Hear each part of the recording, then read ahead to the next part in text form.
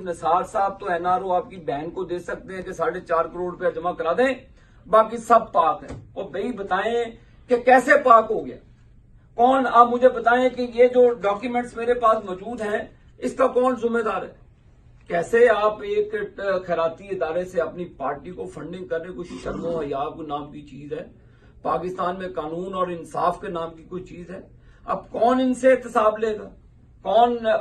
کیوں نہیں یہ اپنی الیکشن کمیشن آف پاکستان کو کیوں نہیں پارٹی کی جو فنڈنگ ہے کیوں نہیں ان کو ڈیٹیل دیتی؟ یہ ہے کالے کرتوت.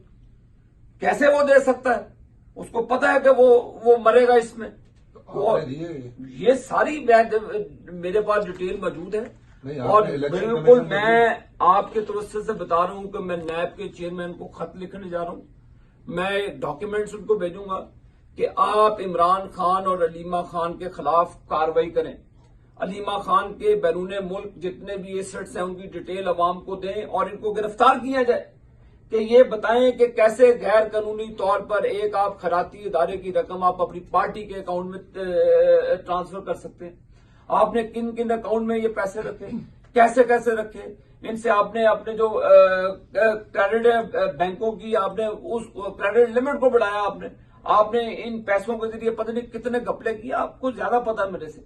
لیکن میں انشاءاللہ تعالی ان چیزوں کو اتنی جلدی ان کو ہضم نہیں ہونے دوں گا. ایک ایک چیز میرے پاس ان کی پارٹی کی فنڈنگ کی ڈیٹیل موجود ہے، میرے پاس ان کی بینکوں کے ریکارڈ موجود ہیں، میرے پاس ان کی ڈیٹیل موجود ہے. میں چاہوں گا کہ نیب ان کے زیر سایہ سے زیر اثر سے عمران خان کے نکلے.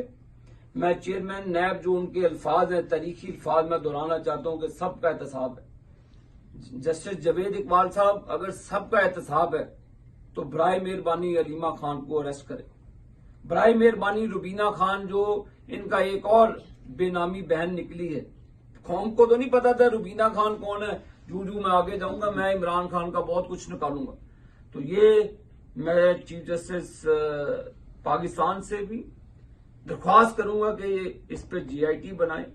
اس وقت کے منتخب وزیر اعظم نواز شریف پر بے بنیاد